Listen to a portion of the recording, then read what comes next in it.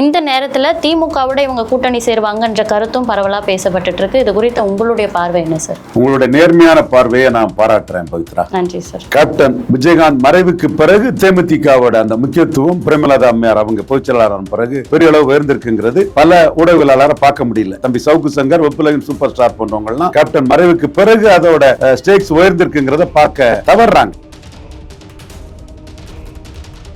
பண்றாங்க லேடி தானே ஈஸியா ஏமாத்திரலாம் எடப்பாடி பழனிசாமி நினைச்ச பாச்சா பலிக்கல்ல. அது சசிகலாட்ட பலிச்சிருக்கும், ஜெயலலிதா பலிக்கல்ல. மக்கள் நல கூட்டணியில 0.7% வாக்கெடுத்த திருமாவளவன் இன்னைக்கு 2 எம்பியோட மாநில கட்சி அங்கீகாரத்தை வாங்கிட்டார். 0.9% வாக்கெடுத்த அண்ணன் வைகோ ராஜ்யசபா உறுப்பினராட்டும் துரை வைகோ எம்பி ஆட்டும் இருக்கிறார். 6% எடுத்த கம்யூனிஸ்டுகள் 2 எம்பி இந்திய கம்யூனிஸ்டும் மார்க்சிஸ்ட் கம்யூனிஸ்டும் இருக்கிறாங்க. அப்ப மக்கள் நல கூட்டணியில நல்ல ஓட்டு எடுத்த லீட் பண்ண தேமுதிக எடப்பாடி பழனிசாமியோட கூட்டணிக்கு போய் அந்த கூட்டணியில எதுவுமே தேரல. ஓபிஎஸ் இல்லாம ஒற்றை தலைமையா நாம் தமிழர் சீமானை விட கீழே போயிட்டீங்க. ஓபிஎஸ் இல்லாம ஒற்றை தலைமையா அதிமுக முதல்ல ஆட்சியை பிடிச்ச புதுச்சேரியில நாம் தமிழர் சீமானோட கீழே போயிட்டீங்க. தஞ்சாவூர் எடுத்துக்கிடுங்க 17, நாகப்பட்டினம் மயிலாடுதுறையில 23க்கு மேல போகுது. 5% ஓட்டு டிஃபரன்ஸ் இருக்கு. அப்ப தேமுதிக எப்படி எடப்பாடி பழனிசாமியை நம்பி எம்எல்ஏ ஆக முடியும்?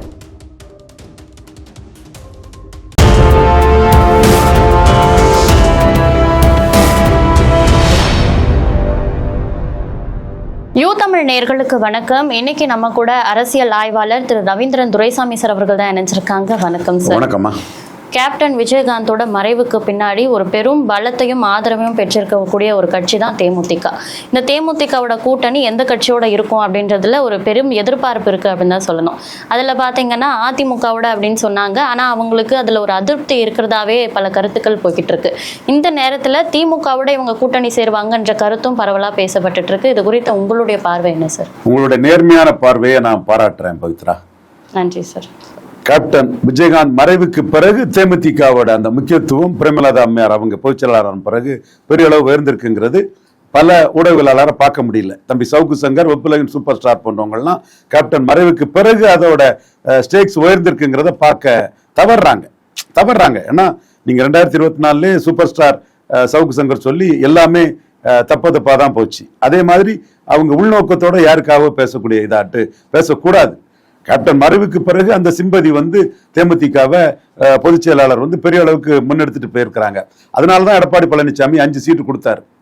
5 சீட்டு கொடுத்தாருன்னா கேப்டன் மறைவுக்கு பிறகு அந்த கட்சிக்கு ஒரு சிம்பதி இருக்குங்கிறத கிரவுண்ட் ரூல் பொலிட்டிஷியனான எடப்பாடி பழனிசாமி கிரவுண்ட்ல பார்க்காரு. இன்னைக்கே நீங்க கோயம்பேட்டில் பார்க்கலாம். மக்கள் அங்க அவர் மேல உள்ள அபிமானத்தை நம்ம தெளிவாகவே பார்க்க முடியும் நமக்கு. அப்ப 5 சீட்டு நின்று 2.6% வாக்கு எடுத்திருக்காங்க. ஆனா என்னோட பார்வை 2.6 தாண்டி அதிகமாக கான்ட்ரிபியூட் பண்ணியிருக்காங்க ஷுவர்லி.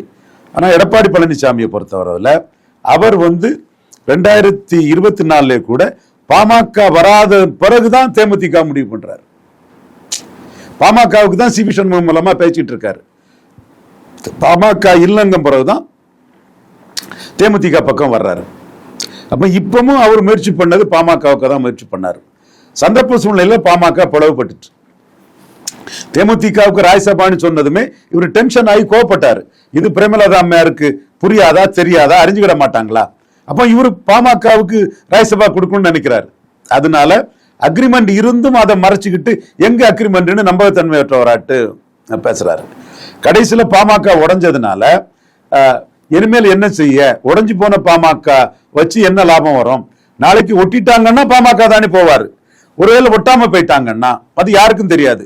காட் அலோன்ஸ் நோ, அது ஒட்டுமா ஒட்டாதான்னு. என் போன்றவர்களும் ஒட்டுறதுதான் அவங்களுக்கு நல்லதுங்கிற கருத்தை நானும் சொல்லியிருக்கேன். தம்பி நாம் தமிழர் சீமானா தான் சொல்லியிருக்கிறாப்புல. பட் ஒட்டுமா ஒட்டாதாங்கிறது யாருக்குமே தெரியாத இது. அப்ப எடப்பாடி என்ன கணக்கு போடுவாரு?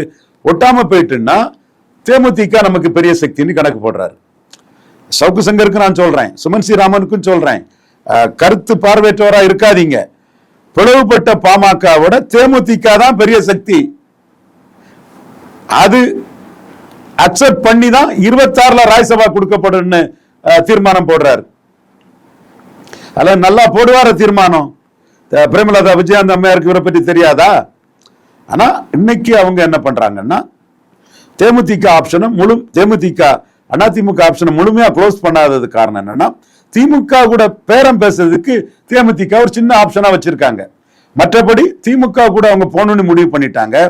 திமுக கூட்டணி பொருந்தி வர்றதுக்காக, கெமிஸ்ட்ரி வர்றதுக்காக தெளிவா தன்னோட காய்களை நகர்த்திக்கிட்டு பிரில்லியண்டா பிரேமலதா விஜயகாந்த் அம்மையார் பொலிட்டிக்ஸ் பண்றாங்க. லேடி தானே, ஈஸியா ஏமாத்திரலான்னு எடப்பாடி பழனிசாமி நினைச்ச பாச்சா பலிக்கல்ல. அது சசிகலாட்ட பலிச்சிருக்கும், ஜெயலலிதாட்ட பலிக்கல்ல.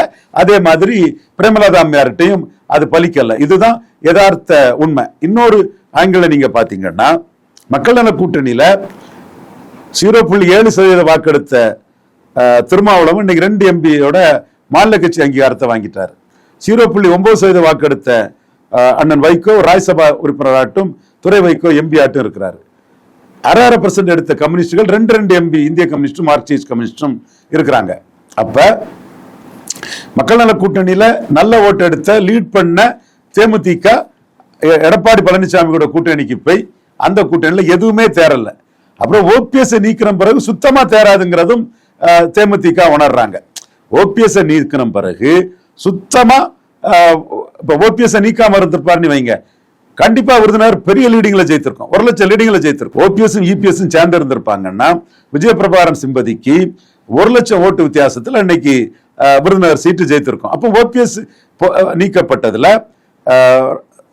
உள்ள பாதிப்புகளை தெளிவா உணர்றாங்க. 13% ஓட்டு இரட்டை தலைமை ஒற்றை தலைமையானதுல பாதிக்கப்பட்டுச்சு. அதுக்கு காரணம் ஓபிஎஸ் இருக்கும்போது இருந்த இரட்டை தலைமைக்கான ஸ்ட்ரென்த் இப்ப ஒற்றை தலைமைக்கு இல்ல. நீங்க 2019 மக்களவையில போது நடந்த இடைத்தேர்தலில் பல தொகுதிகளில் வெற்றி பெற்று ஆட்சியை காப்பாத்திட்டாங்க. இப்போ ஒரே தொகுதியில இடைத்தேர்தல் நடந்தது. ஓபிஎஸ் இல்லாம ஒற்றை தலைமையா நாம் தமிழர் சீமானை விட கீழே போயிட்டீங்க.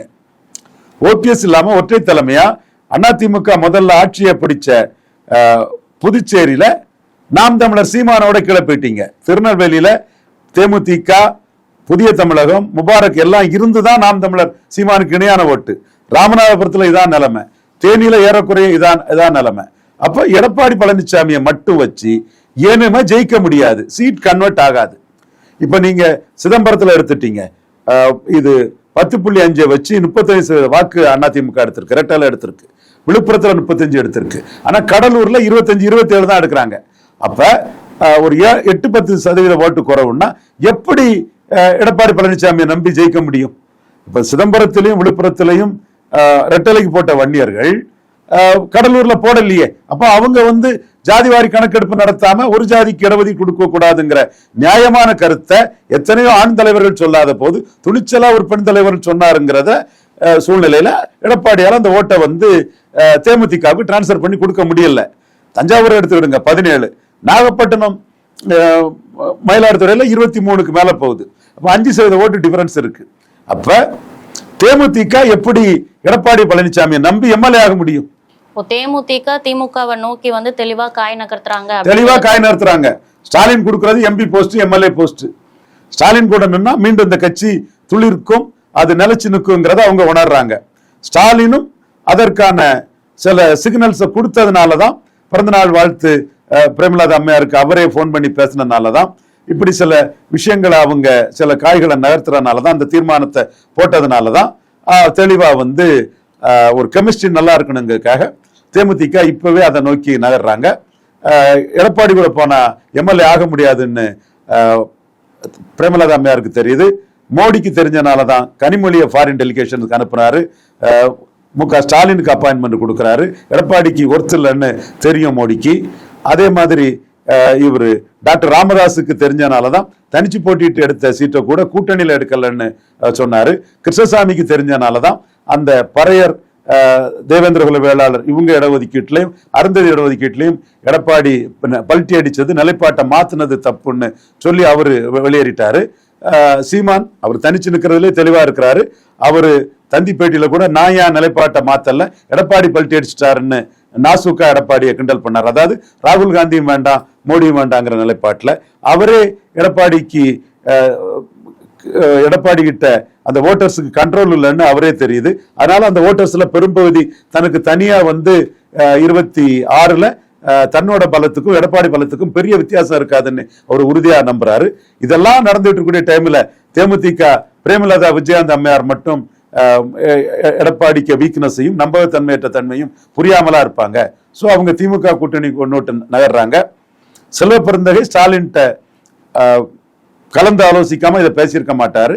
ஸோ அந்த பயணம் அதிமுக கூட்டணியில பலனில் என்று தேமுதிக கூட்டணி நோக்கி தமிழக அரசியல் களம் நகருது.